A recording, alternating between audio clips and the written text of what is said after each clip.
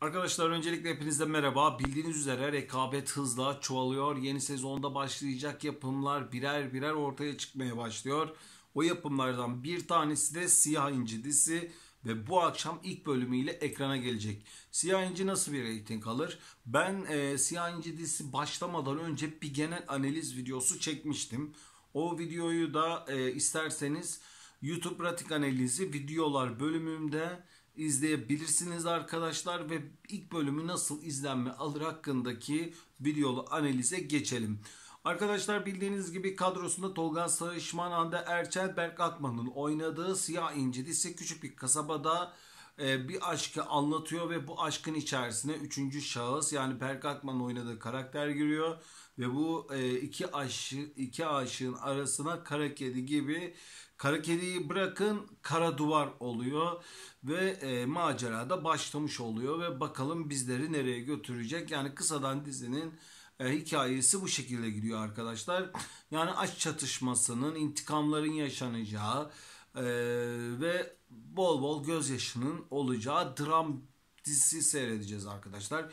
Ben Siyah İnci dizisi genel analizi yaptığımda orada bir şey söylemiştim. Ben Kara Sevda dizisine benzetmiştim arkadaşlar. Çünkü nedense evet konuları farklı gibi geliyor veya bilmem ne olaylar var içerisinde ama nedense psikolojik çatışma olarak bana Kara Sevda dizisinin devamlılığı gibiymiş gibi bir his uyandırıyor. Tabi bu akşam ilk bölümü başladığı zaman belki yanılıyor olabilirim. Belki Kara Sevda'ya benzemiyor olabilir. Ama ilk izlenenim benim bu arkadaşlar. Ve hemen Siyah İnci ilk bölümünde nasıl izlenme alır arkadaşlar? Ben onu söyleyeyim. Şöyle söyleyeyim arkadaşlar, ben o kadar kötü başlayacağını başta düşünmüyorum. 3 grupta da ortalama aynı oranlarla gideceğini düşünüyorum. Yani Total AB, ABC 1'de genel olarak ilk bölümde 4 ile 5,50 bandında bir reyting açılışı yapmasını bekliyorum. Yani totalde 4 alabilir, AB'de 4 alabilir, ABC 1'de 4 alabilir. Yani ya da 4,5 alabilir. Ama bu 3 kategoride de 4 ile 5,50 bandında ilk bölüm reyting alacağını düşünüyorum. Eğer seyircisi severse ilk bölüm 4,50 üstü alabilir arkadaşlar. Ama eğer şayet diziyi seyirci ilk etapta sevmezse 4 oranlarında açılış yapar. Kara Sevda seyircisi eğer diziye ilgi gösterirseler, bildiğiniz üzere Kara Sevda'nın 5 ile 6 bandında bir reyting seyircisi vardı. Hadi gelelim Siyah İnci dizisini de seyredelim. Çünkü kadın işi, fazla kadın işi Siyah İnci.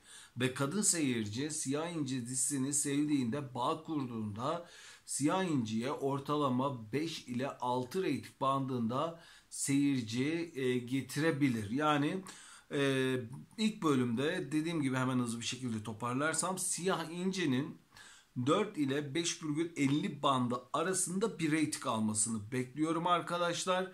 Bakalım akşama nasıl olacak? Akşam dizi başladıktan sonra da bir videolu analizler çekeceğim. Onları da takip edebilirsiniz. İlk etapta söyleyeceklerim dediğim gibi bunlar. Sayfama abone olabilirsiniz. Sevdiğiniz dizi hakkında izlenme oranlarını, paylaşımlarını takip edebilirsiniz. Allah'a emanet olun arkadaşlar. Kendinize çok ama çok iyi bakın.